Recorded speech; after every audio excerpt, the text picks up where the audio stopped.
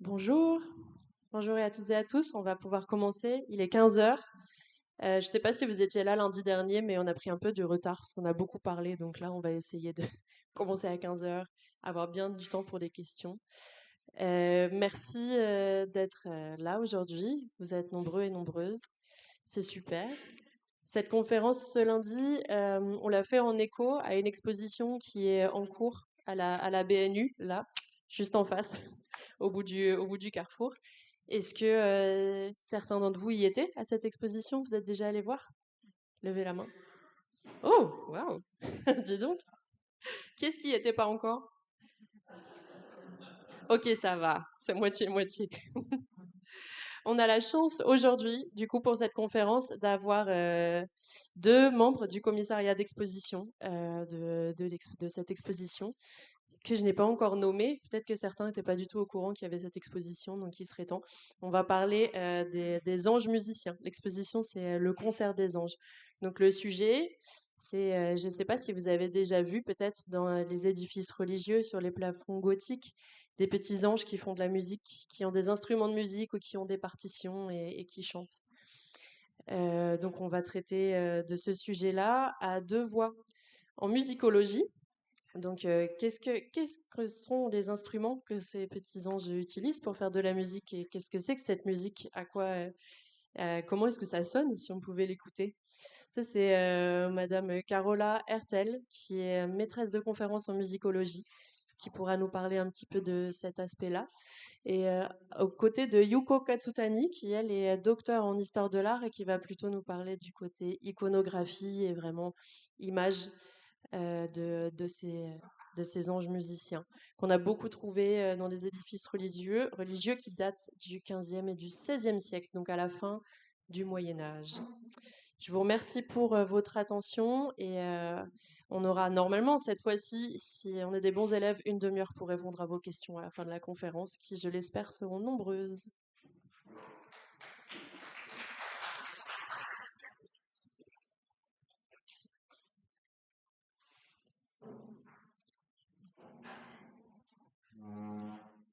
Voilà, bonjour. Je vais parler effectivement d'aspects musicaux. Je vais parler quand même un tout petit peu d'iconographie également. Est-ce que c'est pas assez fort? Ah, il faut vraiment que je me colle dessus. D'accord. Donc parler d'un côté de la musique, de l'autre côté, utiliser quand même des supports iconographiques pour alimenter un peu ma discussion, mes propos. Euh, Après vont être abordées des questions concernant la diffusion des représentations du chant des anges par ma collègue donc Yuko Katsutani. Les anges, dans l'art et la littérature occidentale, ont une fonction précise. Ce sont des messagers et communiquent ils font l'intermédiaire entre la sphère céleste et la sphère terrestre, communiquent donc entre Dieu et les hommes. On peut effectivement se poser la question d'où vient cette question ou cette association entre les anges et la musique. L'idée d'un univers ordonné et régi par des espèces de sirènes pour certains des auteurs ou des êtres spirituels pour d'autres apparaît dès l'Antiquité. Donc ce n'est pas une idée récente apparue au XIVe, XVe, voire XVIe siècle. Pythagore déjà mentionne voilà, des êtres spirituels ou en tout cas des espèces de sirènes pour lui.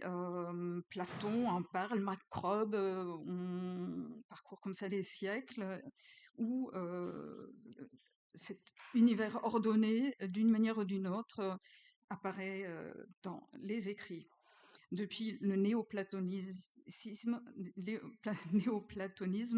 et avec l'influence donc du christianisme, on ajoute à l'aspect donc d'un univers ordonné aussi la louange divine.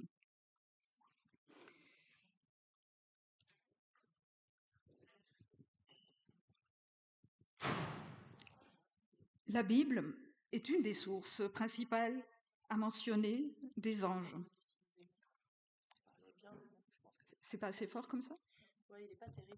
Mais j'aime pas du tout ça. Non, Non, ok. non, laissez-moi ça. Je fais des Je tests, hein. préfère. Donc la Bible est une des sources principales à mentionner des anges associés à la production des sons et à la musique à divers endroits. On distingue principalement deux endroits ou deux types de circonstances. Un, les anges de la parousie, c'est-à-dire l'annonce du jugement dernier qui apparaît dans l'Apocalypse et certains écrits des évangélistes dans le Nouveau Testament. On peut citer entre autres donc Matthieu qui mentionne effectivement des anges et qui sont donc dotés de trompettes ou de trompes. On ne fait pas forcément facilement la différence entre des trompes. Généralement, on désigne par ce terme des instruments plus grossiers, plus larges aussi dans leur facture, et des trompettes qui sont quand même des instruments davantage façonnés. Alors la parousie, pardon, donc peut-être oui, premier visuel, il y a donc ici l'Apocalypse, c'est les tapisseries du château d'Angers qui montrent ici plus particulièrement donc un épisode où un des anges, en tout cas, intervient avec sa trompe. Vous voyez l'instrument qui est assez grossier justement et qui souffle précipitant ainsi donc les calamités sur la terre. Cet épisode précisément où donc l'ange souffle dans sa trompe, c'est lorsque les bateaux se brisent, les marins font naufrage dans l'Apocalypse. Donc c'est le deuxième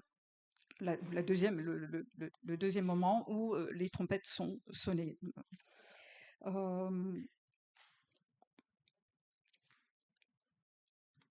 Le visuel que vous avez aperçu déjà et qui suit nous montre celui du pilier de la cathédrale de Strasbourg.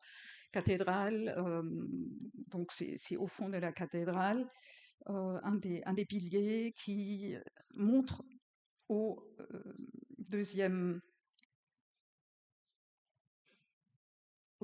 registre des anges qui annoncent la fin des temps également. C'est encore une fois des trompes, des instruments assez grossièrement facturés. Et autour du pilier, donc il y en a 4 qui sont disposés de cette manière-là en bas. C'est les évangélistes qui apparaissent et c'est donc le deuxième registre de ce pilier. Sinon, d'autres endroits où on trouve mentionner la musique, et cette fois-ci non pas annoncée en fait avec une sonorité peut-être qui peut faire peur. Les trompes, a priori, vont émettre un bruit quand même plus que peut-être une jolie musique. Évidemment, c'est lorsqu'ils apparaissent avec un autre type de représentation, c'est lorsqu'ils sont en train de chanter les louanges à Dieu. Donc on trouve des attestations dans l'Ancien Testament, mais surtout dans le Nouveau Testament également. Et certains de ces chants de louanges ont trouvé leur entrée dans les célébrations religieuses, la célébration de la messe. Je vous ai reproduit ici une scène qui nous rappelle l'époque d'aujourd'hui, qui a priori, même si c'est très verdoyant sur l'image, rappelle donc la période de Noël, l'avant Noël, avec cette annonce au berger Donc c'est une enluminure en fait dans un livre qui se trouve aujourd'hui à la Bibliothèque nationale et présente un Gloria. Le texte vient de Luc 2, 14.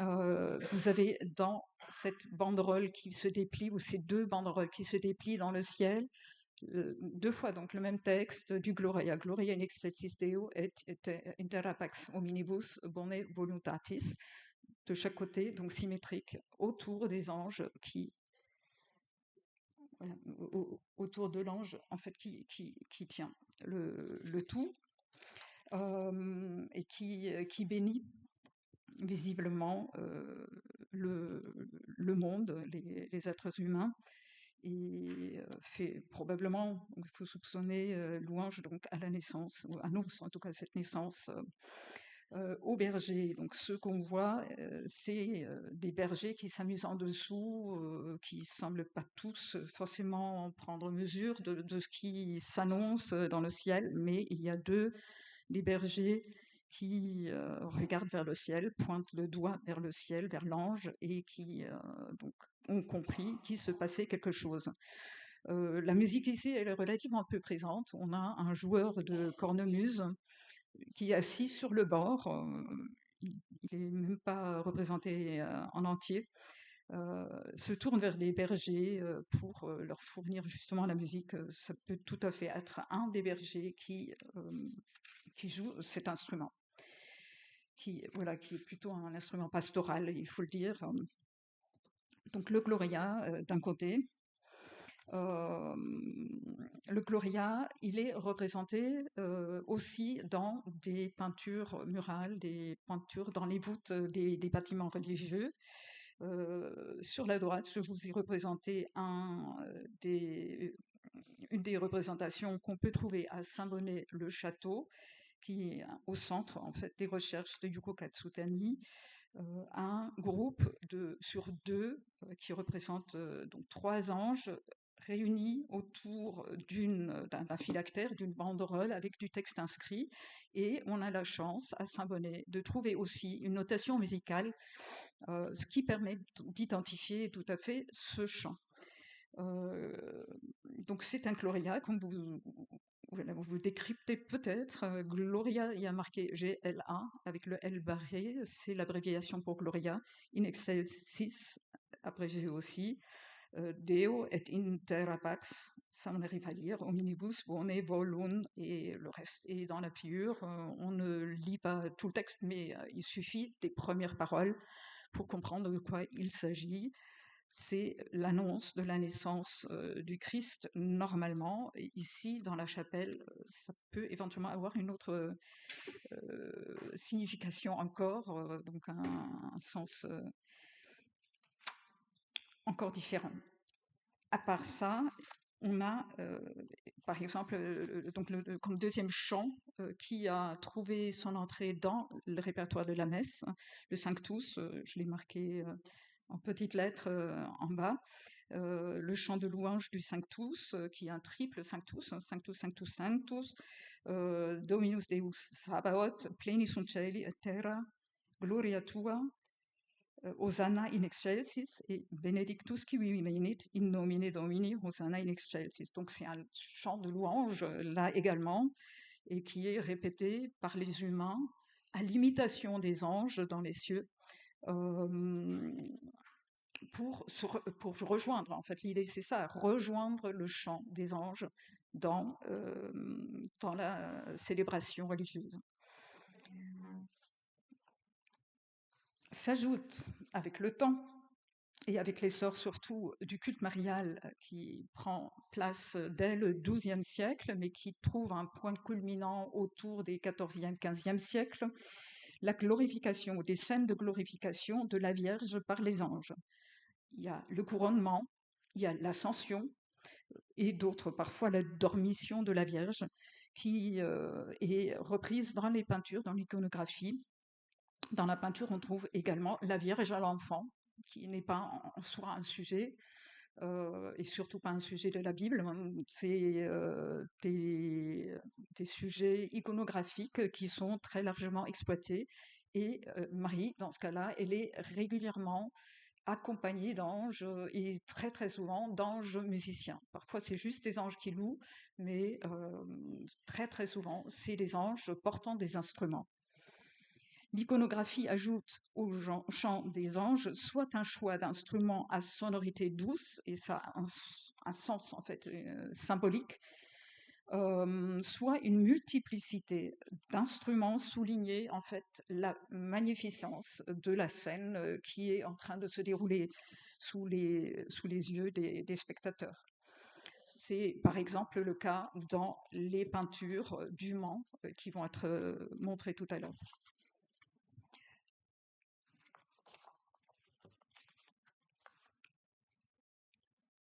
Grâce à leur position intermédiaire et leur rôle de messager, les anges sont des médiateurs. C'est un mot qui est vraiment très important. Marie le deviendra également à son tour, elle qui est appelée Reine des anges dans certains chants. Si je pense au Ave Regina Caelorum, Ave Domina Angelorum, ça veut dire salut Reine des cieux et salut la chef, oui, si vous voulez, des anges de la Regina. Donc Marie préside les anges à ce rôle-là, et donc en présidant les anges, évidemment, dans l'hiérarchie, elle est classée dans un rang supérieur. Demandez aux anges, et encore davantage à Marie, qui les préside dans l'hiérarchie céleste, d'intercéder auprès de Dieu pour accéder au paradis après la mort, fait partie des célébrations religieuses, dont celle de la dévotion privée ou répandue dans la croyance populaire. Les chants dédiés aux anges ou à Marie témoignent de ces implorations humaines. Je donne quelques exemples. Donc, comme les anges, Marie est considérée comme une ressource rendant la rédemption de l'humanité possible.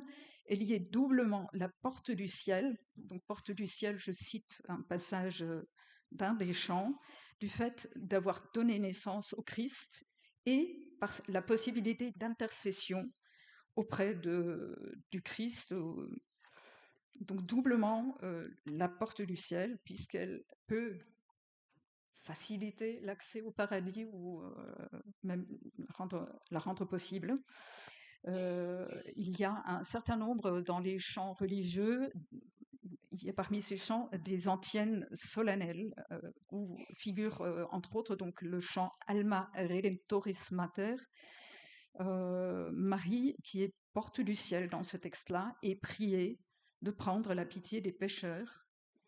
Dans un autre chant, l'Ave Regina Caelorum, elle est aussi bien porte du ciel par laquelle la lumière est levée ou s'est levée, et exhortée d'implorer le Christ pour nous. Voilà, je cite des passages du texte de ces chants qui sont très répandus, chantés généralement à la fin des vêpres, voire après les vêpres. D'ici à employer ces chants dans le contexte d'un décès, il n'y a qu'un pas. La présence de chants à la Vierge est donc tout à fait logique dans l'espoir d'une rédemption dans les peintures d'une chapelle privée également. Les anges y apparaissent comme des accompagnateurs de la Vierge et sont intimement liés à Marie. Il n'est alors pas étonnant de lire des testaments de personnages influents de la fin du Moyen-Âge, voire au-delà. On trouve donc le sujet de faire lire, on trouve la demande donc de faire lire et chanter des offices pour le salut de l'âme d'un défunt. Donc c'est très répandu. À titre d'exemple, pour rester un tout petit peu dans le champ des pièces qui sont exposées aussi à l'exposition, il y a les seigneurs Anne d'Auvergne ou Anne Dauphine et son époux Louis de Bourbon, qui est mort en 1410. Les deux ont permis la réalisation d'une chapelle inférieure qui se trouve donc en dessous de l'église de Saint-Bonnet-le-Château et ont permis également les peintures dans la voûte. Il y a 6 anges chanteurs, on en a vu 3 avec le Gloria, il y a un autre groupe de 3 donc qui opposé, qui chantent également, et 8 instrumentistes. On les verra tout à l'heure. Donc Saint-Bonnet-le-Château vaut le détour, c'est en Auvergne-Rhône-Alpes, dans le département de la Loire, à bordure du Forêt. Si jamais vous passez par là, je vous recommande. Les deux sont, par contre, non pas enterrés dans cette chapelle-là, on pourrait imaginer ça, et c'est le cas, donc cette association peinture dans les voûtes des établissements et sépulture, donc une chapelle qui est dédiée à des mécènes qui ont financé la réalisation, mais ils sont enterrés dans une chapelle de l'église priorale Saint-Pierre et Saint-Paul de Souvigny. Ils ont prévu dans leur fondation de 1376 des services liturgiques à chanter par des religieux pour des périodes avant et après leur mort, et celles d'autres membres de leur famille d'ailleurs. Donc je projette a priori donc, un extrait d'un article qui est disponible en ligne de Marie Charbonnel et qui fait la liste justement des éléments qui sont demandés, qui sont financés, préfinancés par les époux. Donc une messe qui a note, ça veut dire qu'elle est chantée au lever du jour, à chanter au lever du jour, qui implique donc 6 à 8 religieux et 2 enfants. Et d'ailleurs, cette cérémonie doit être annoncée assez longuement, ça c'est une des conditions, par l'une des grosses cloches de l'église. Il y a des cierges à mettre aussi, et donc on sait même voilà, la valeur de ces sièges, qui doivent brûler donc tout au long de la messe, et 2 grosses torches également font partie donc de cette cérémonie, et on distingue une période avant la mort des deux et une période après la mort, et comme à l'habituel d'ailleurs, il y a un certain nombre de jours qui sont associés à des célébrations particulières destinées un jour à la Vierge, un autre jour à d'autres personnes, entre autres à la Sainte Croix le vendredi. Donc si on regarde très rapidement, on a le mardi par exemple la messe contenant le Roraté, c'est une messe votive pour la Vierge Marie. Le jeudi c'est la messe du Saint-Esprit, le vendredi donc une messe de la Sainte Croix, et le samedi la messe de Notre-Dame avec, et précisé, donc une pièce à chanter qui est le Salve Sancta Parens. Dimanche, c'est la messe du jour. Après la mort, ça se simplifie un tout petit peu. Lundi, mardi, mercredi, jeudi, vendredi et dimanche, c'est les messes des morts pour avoir un soutien dans cette recherche de la vie éternelle. Et vendredi et dimanche, donc des messes, pardon, et samedi, la messe de l'Annonciation. Donc, encore une fois, un élément dédié à la Vierge avec un roraté, donc encore une fois en lien avec Marie, et dimanche, ça reste la messe du jour. On a sur le côté droit une peinture, cette fois-ci de la voûte du Mans, de la cathédrale du Mans. Un ange tient un phylactère avec l'incipit de l'introïte qui est destiné aux fêtes de la Vierge, Salve Sancta Parens, justement celle qui est mentionnée dans la fondation de la chapelle de Souvigny.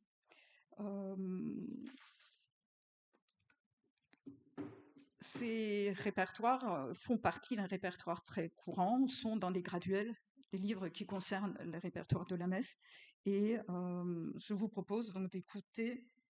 Comment est-ce que je fais? Oui, d'écouter la pièce. C'est une des pièces qu'on a enregistrées pour l'exposition justement et qu'on peut écouter par casque là-bas. Si j'arrive à la faire démarrer. Ah, ça disparaît.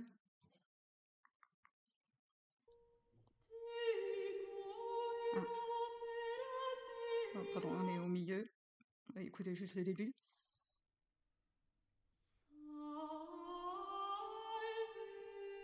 Et vous pouvez suivre.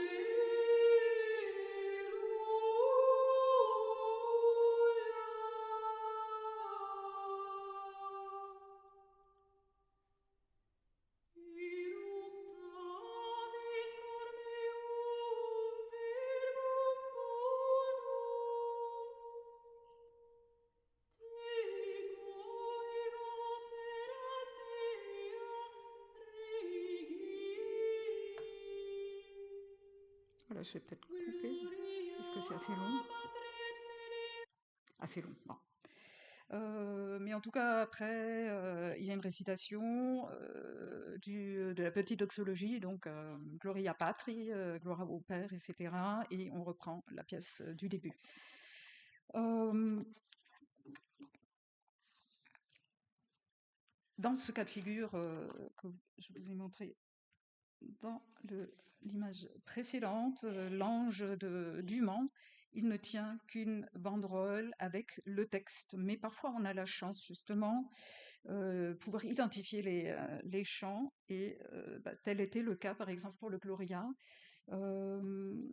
Donc ici, l'ange a un phylactère avec une notation musicale qui est tout à fait lisible. On a les lignes, donc c'est chantable, même si on n'a pas toute la pièce dessus. Ces incipits suffisent pour aller jusqu'au bout et identifier ce chant.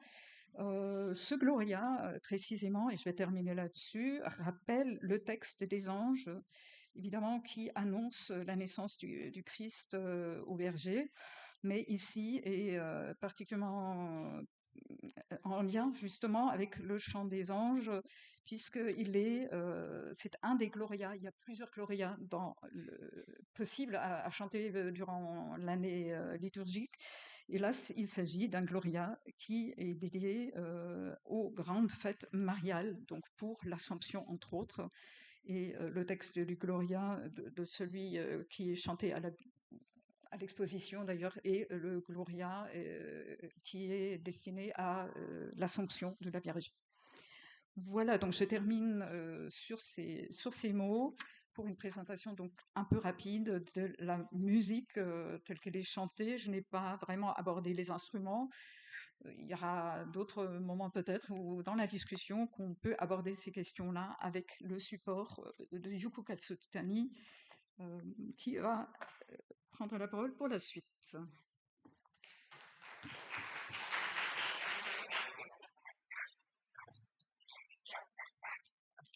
C'est bon. Ouais.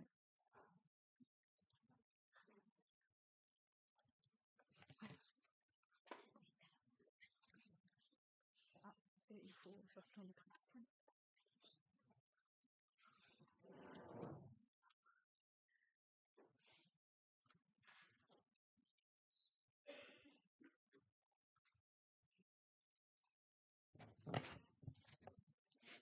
Bonjour à tous. Et je vais vous parler de la diffusion et du développement de motifs des anges musiciens, notamment dans le décor des édifices religieux, à travers des exemples présentés dans l'exposition. La représentation des anges musiciens connaît une large diffusion à la fin du Moyen Âge, associée à des images du Christ en majesté ou de la Vierge. Leur succès s'explique par les nouvelles formes de piété et la dévotion privée qui valorisent la méditation. Grâce aux instruments, ces anges évoquent sensiblement le monde céleste. Par le bailliat des sons imaginés, qualité à la fois visuelle et sonore, capable d'éveiller les sentiments du spectateur. Ils apparaissent ainsi aussi bien dans les œuvres utilisées pour la dévotion privée comme les œuvres ou le portable portatif que sur les monuments. La chapelle des apôtres de la cathédrale de Poitiers abrite l'un des plus anciens décors muraux avec ce sujet, réalisé en fin du XIIIe siècle. Le programme est composé du couronnement de la Vierge, entouré par les 4 anges musiciens, dont un est plus visible.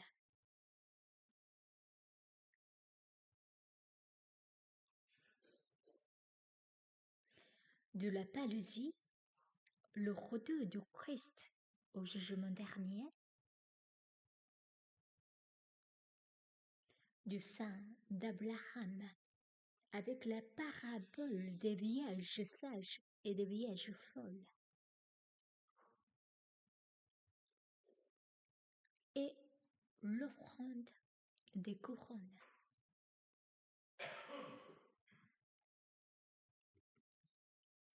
Ce programme iconographique exprime donc une vision eschatologique résolument tournée vers l'espérance.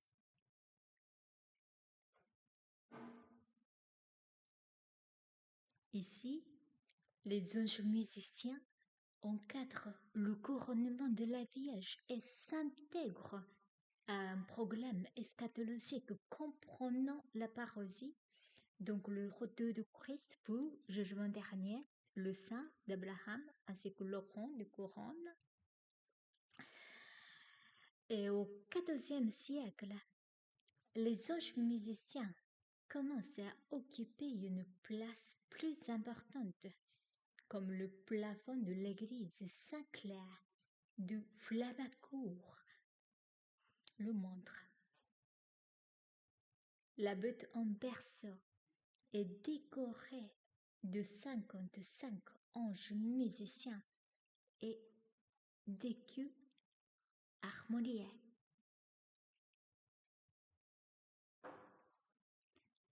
La chapelle, fondée en 1333, avait été conçue à l'origine comme un lit de sépulcre destiné à abriter le tombeau du fondateur, aujourd'hui disparu.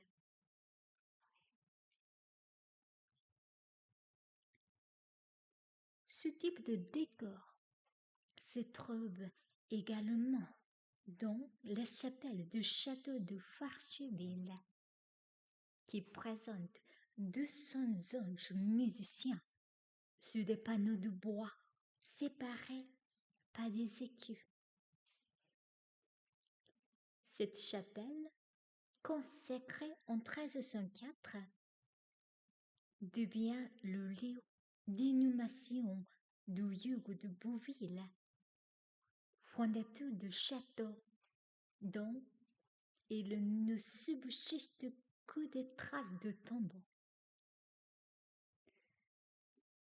Depuis le premier siècle du christianisme, les anges sont fréquemment associés à la transition entre la vie terrestre et l'au-delà. Le chant perçu comme une louange adressée à Dieu est aussi porteur d'une fonction spirituelle. Accompagner les armes dont le passage vers le ciel. Dans ces représentations liées au lieu funéraire ou à la mémoire des morts, les anges incarnent une promesse de salut et le concert des anges symbolise ainsi une liturgie éternelle.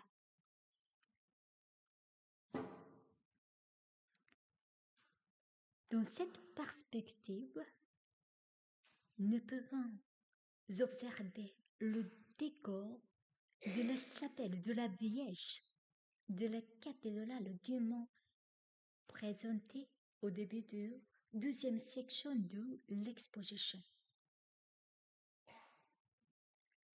Il constitue l'un des ensembles les plus importants du décor du plafond, qui a marqué non seulement des artistes de leur époque, mais aussi sur des générations suivantes. Ces peintures ont été réalisées entre 1370 et 1378. Il s'agit 57e évêque du Mont, Gontier de Venus, qui a commandé ce décor afin de transformer cette chapelle en son chapelle funéraire. On retrouve d'ailleurs ces blasons parmi les anges.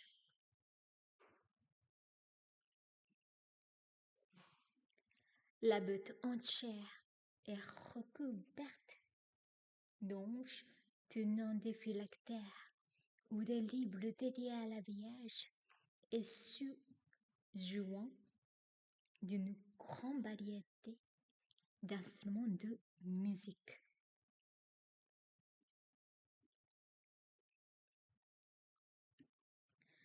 Ce concert céleste a bien rayonné par la suite.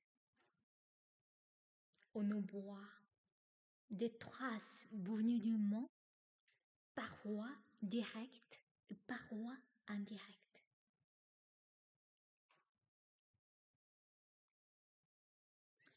Voici la carte avec le plafond d'église ou chapelle orné entièrement d'anges musiciens comme moment. Dans le 14 nous présente dans l'exposition.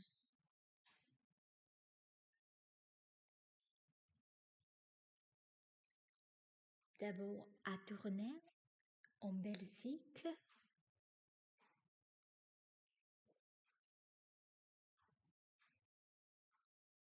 à Andelgithe, en Belgique, chapelle Notre-Dame de Grâce de la collégiale Saint-Pierre et Saint-Guidon.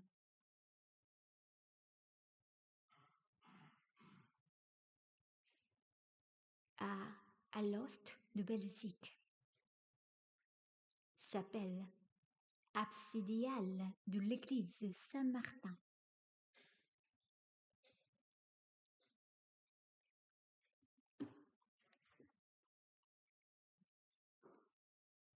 Et puis le Bourgogne, en Normandie, chapelle Saint-Julien de Flainville, réalisée au XVe siècle.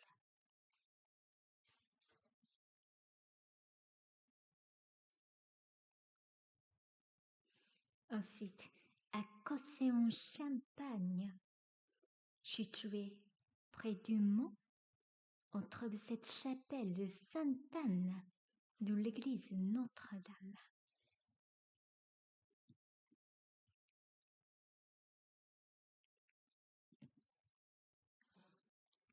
Encore près du Mans, à Coudrosieux, l'église Saint-Martin des Loges, réalisée fin XVe au début du XVIe siècle.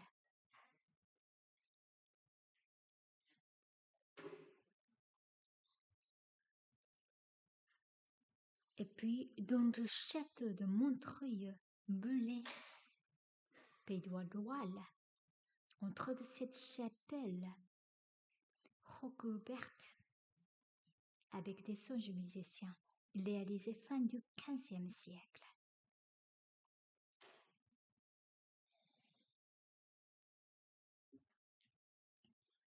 À Kelnascredin, en Bretagne, la chapelle Notre-Dame, réalisée vers 1430-1440.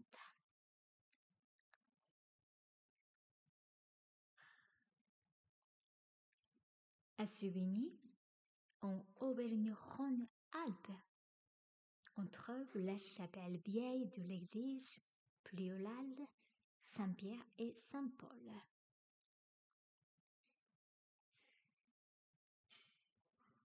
Et à la Clayette, à Laclette, dans le château, on trouve cette chapelle recouverte par des songes musiciens, réalisée au première moitié du XVe siècle.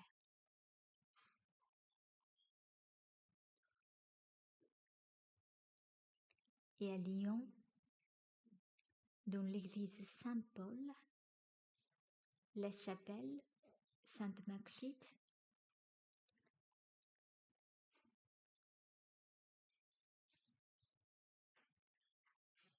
à Genève, en Suisse,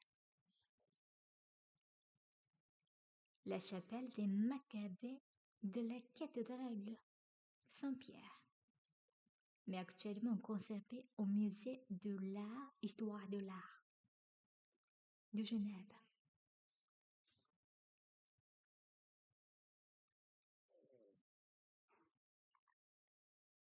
Et également à la chapelle Saint-Michel de la collégiale de Saint-Bonnet. Le château occupe une place majeure dans l'exposition.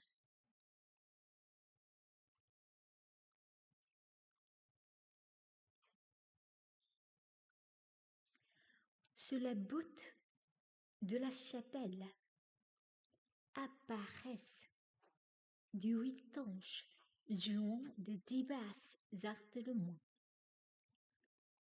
Du groupe d'anges chantants présentent en outre des textes notés de la musique vocale pour la fête de l'Assomption.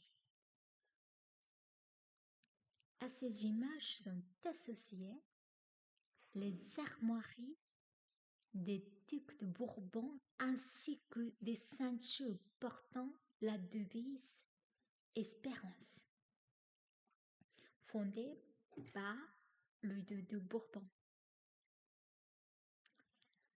Ce décor a été réalisé vers 1416 grâce à la donation d'Anne Dauphine, seigneur de Forez, en mémoire de son époux, le duc de Bourbon Louis II, qui était à l'époque déjà défunt, et sous l'influence directe du décor du Mans.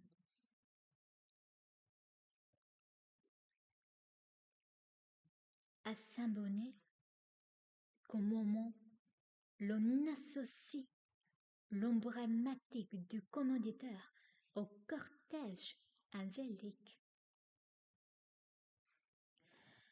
Après la mort de Louis II, Anne Dauphine inscrivit la mémoire de son mari dans ce programme inspiré par celui d'Hume. Saint-Michel, auquel la chapelle de Saint-Bonnet est dédiée, est considéré comme le saint tutélaire de la dynastie des Valois. Mais depuis le règne de Charles V, l'ange devient, sans que l'on ait besoin de le nommer, le protecteur des armes du roi. En tant que messager symbolique du Seigneur, ici, l'ange écuyer semble porter ces signes de pourboire de la terre vers le ciel. Il demande ainsi à Dieu de juger la manière dont le défunt a utilisé l'autorité qui lui avait été confiée. Le décor a donc une dimension à la fois dévotionnelle et dynastique, car il exprime les prérogatives du Bourbon et marque l'intégration du Forez dans le patrimoine.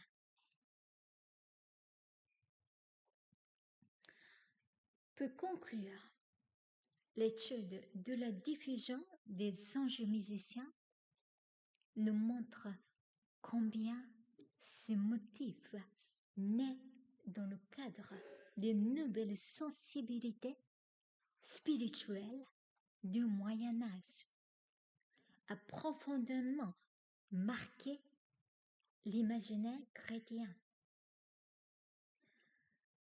D'un apport à la méditation personnelle, il devient un langage visuel capable d'exprimer l'espérance du salut, d'accompagner les morts et de magnifier la mémoire des commanditaires. Qu'il s'agisse des chapelles funéraires, des décors princiers ou des grands ensembles peints comme Ormond ou à Saint-Bonnet-le-Château,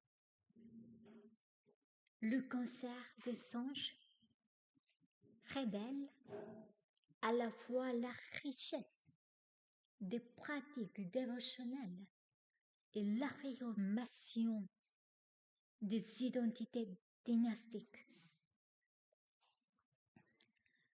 À travers la musique céleste, ces rimages le lient la terre au ciel, les vivants aux morts et inscrivent la mémoire humaine dans une dimension spirituelle et éternelle. J'espère que cette présentation vous permettra d'aborder l'exposition avec un regard renouvelé, attentif à la diversité de ces représentations et à la profondeur symbolique qu'elles portent encore aujourd'hui. Je vous remercie pour votre attention.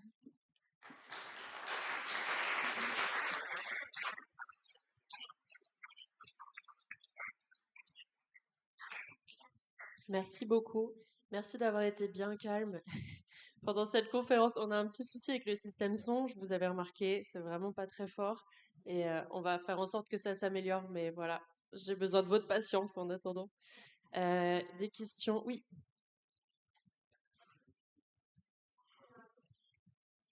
Oui, merci beaucoup.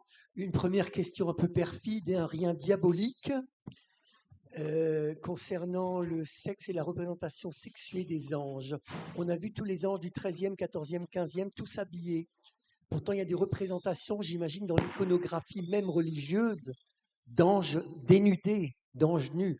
Évidemment, je ne peux pas ne pas mentionner le petit Cupidon, qui, ce petit coquin, un petit garçonnet, va de sa flèche et de son arc décocher l'amour dans le cœur de la bien-aimée. Et bon, première partie de la question, donc anges et diables, les anges et leur représentation sexuée ou non, puisque dans le statuaire de cette époque même, il y avait beaucoup de représentations de corps masculins et féminins nus. Je pense aux statues en marbre des grands sculpteurs. Deuxième question, c'est les anges, on lève la tête, on regarde vers le haut, vers le ciel. Faut-il toujours baisser les yeux et descendre dans les cryptes, voir les souterrains ou les caves pour trouver les diables? Et est-ce que dans l'iconographie, il n'y a pas le combat, en dehors de Bruegel bien sûr, mais le combat des anges et des diables? Ça, c'est encore tout un sujet passionnant. Ouais. Donc là, ce soir, on s'est limité aux anges musiciens. Ou ce soir, cet après-midi, on s'est limité aux anges musiciens. Dans l'iconographie, on trouve ces sujets-là. Et c'est vrai que les poutis, alors moi je ne suis pas iconographe, je ne suis pas historienne d'art, mais dans ce que moi j'ai trouvé, c'est plus voilà, ces êtres spirituels qui sont beaucoup plus à la mode à partir du XVIe siècle, hein, donc un peu plus tardif que ce qu'on voit. Les anges n'ont pas de sexe, effectivement, sont habillés dans les représentations ici, mais on les retrouve aussi représentés juste, par exemple, par leur tête et formant une masse énorme peuplant les cieux. Dans l'iconographie, évidemment, il faut les reproduire d'une manière ou d'une autre, sinon on rate le sujet. Je pense soit les têtes, souvent d'ailleurs on voit juste le bas des vêtements, on voit pas forcément les pieds. À Saint-Bonnet, on voit les pieds aussi. Mais souvent ils sont sur une sorte de nuage coupé au-dessus des genoux, différentes façons de les représenter. Oui. Alors le combat, pourquoi descendre dans une crypte? Oui, je pense que c'est lié au fait qu'on a énormément de chapelles qui sont réalisées pour devenir les lieux de commémoration. On peut célébrer une messe en privé, etc. Donc c'est soit derrière le chœur, dans des chapelles, ou à Saint-Bonnet, c'est une chapelle souterraine qui fait l'affaire aussi, qui a été utilisée donc par Anne Dauphine pour cette très belle réalisation. Voilà. Oui, de ma part, je voulais vous évoquer plutôt avec des anges musiciens et un programme assez contrasté, les anges musiciens et l'enfer ou la danse macabre qu'on trouve à l'église Notre-Dame de Kelnas-Credan, qui a été réalisée mi-15e siècle. À la chapelle sud, on trouve l'enfer et danse macabre, donc qui évoque la musique profane. Il n'y a pas de représentation des instruments de musique, mais c'est la danse, c'est profane, et qui amène les humains vers la mort. Et l'autre côté, donc vis-à-vis de cette chapelle, on trouve la chapelle que je vous avais montrée, dont la butte est recouverte des anges musiciens. C'est pas le programme qui ont été réalisés à la même époque. Peut-être après, on a ajouté la danse macabre, mais on a envisagé certainement ce contraste, ces deux messages qui fait le contraste entre la musique céleste et la musique profane.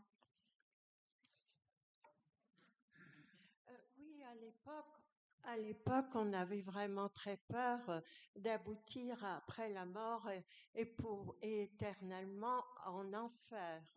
Et donc, les seigneurs avaient les moyens d'instituer des cérémonies, des peintures, de la musique, etc. Mais le petit peuple, est-ce qu'il y croyait à ces anges?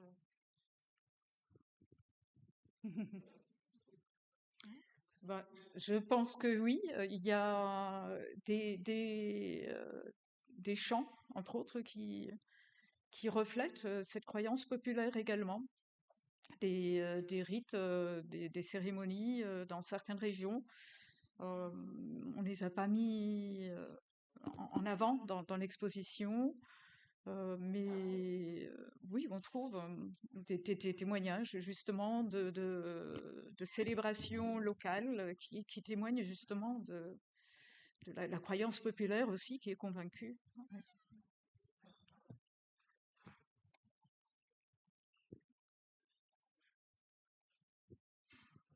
Est-ce qu'il y a d'autres questions? Oui. Bonjour. Je remarquais que dans les images que vous avez montrées, il y avait beaucoup de couleurs rouges dans les ailes et dans le ciel ou dans le fond. Est-ce que ça, c'est une caractéristique en commun pour les représentations des anges musiciens ou pas? Certes, le rouge, c'est le symbole de la Vierge. Et les anges musiciens sont souvent associés à la Vierge. Par exemple, la chapelle de la cathédrale de Mans, c'est ce qu'on a dit, la chapelle de la Vierge. Et la chapelle de Saint-Bonnet-le-Château aussi, le plafond avec le bleu, mais les murs sont peints en rouge.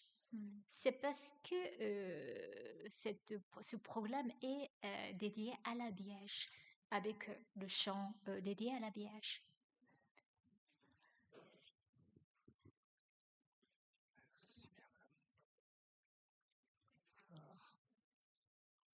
Voilà, bonsoir. Je voudrais préciser certaines notions néanmoins. Les trompes dont vous avez parlé tout à l'heure, elles impressionnent, elles sont destinées à effrayer plus ou moins en vertu de l'endroit où elles sont. C'est-à-dire l'axe que vous avez montré, c'est le pilier du jugement dernier à Strasbourg. Mais nous connaissons d'autres emplois, je pense au tympan de Verneuil en donjon, où vous avez une vierge assise avec le Christ sur ses genoux, les rois mages qui viennent et les anges qui sonnent de la trompe. À ce moment-là, c'est plutôt comme une monstration, ou pas encore un couronnement, mais comme une monstration d'un enfant royal à quelqu'un. C'est un jour de fête, donc ça n'imprime pas. Il me semble, quand vous avez parlé de la Vierge, le culte de la Vierge qui est de l'hyperdulie, si vous alliez à la cathédrale de Strasbourg, la dernière des tapisseries qui marque le couronnement de la Vierge, vous avez à gauche 2 anges en plein dans le ciel avec les nuées, en train de jouer de la musique, une viole de gambe, une harpe. À droite, vous en avez 3 autres qui jouent de la vielle, un tambourin, et puis l'autre, je n'ai pas reconnu. Donc, il y a également d'autres manifestations que pour la musique, que pour la peur ou autre chose. Non, mais j'avais bien précisé, il y a 2 typologies, en fait. La louange qui s'oppose, en fait, à l'allusion au dernier jugement et les trompes du dernier jugement. Trompe, d'ailleurs, c'est le mot que moi, en tout cas, je préfère utiliser vu la représentation de ces instruments, traduits dans la Bible souvent par trompette. Il y a une multitude de formes d'instruments sous cette appellation, évidemment, qu'il faut imaginer. Donc tout instrument qui ressemble à un instrument avec une embouchure d'instrument de cuivre tombe souvent sous l'appellation de trompette, alors que ça peut être effectivement le précurseur aussi d'un trombone, comme ça peut parfois être aussi éventuellement un cornet plus fin, évidemment de facture. La représentation Voilà, elle est peut-être pas toujours très fidèle non plus, et la trompe, on la voit quand même assez régulièrement en lien avec le dernier jugement, donc des instruments plus grossiers.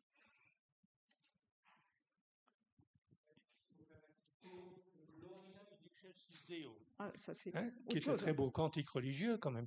Tout à fait. Je remarque quand même que c'est devenu un cantique grâce à l'Église catholique, parce que dans Saint Luc, ce n'est pas un cantique. C'est marqué qu'il y a eu un groupe d'anges qui disaient, non pas qui chantaient. Hein. Alors oui, il y a effectivement, si vous lisez les catalogues, j'ai évoqué cette ambivalence. Le dire veut souvent dire aussi chanter. Mais on n'a pas cette certitude-là. Mais le fait de trouver ce qui est dit mis en chant et représenté dans l'iconographie comme des chants, parce que les anges ont des partitions sous les yeux, vous nous rappelle très bien que ces chants sont rentrés aussi justement comme pièce dans la messe, par exemple. Est-ce qu'il y a encore des questions dans la salle?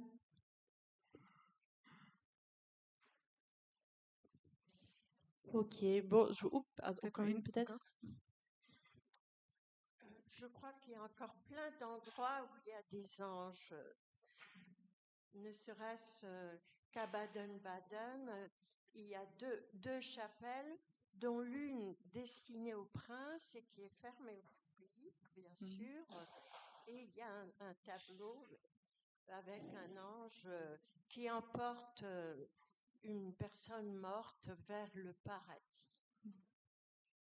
Oui, tout à fait. Donc, évidemment, on n'est pas exhaustif dans l'exposition, qui se concentre surtout sur des peintures murales.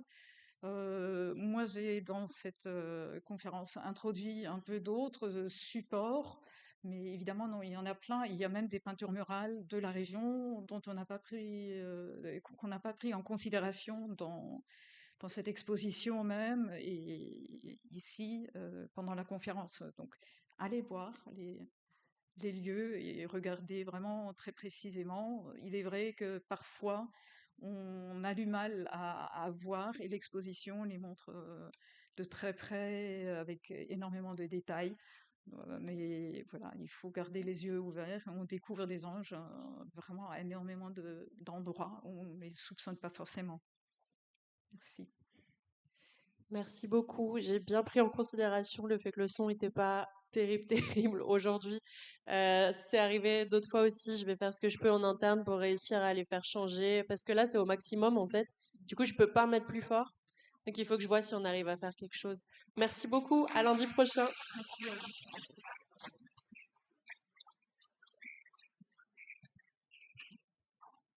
Merci beaucoup, Carola.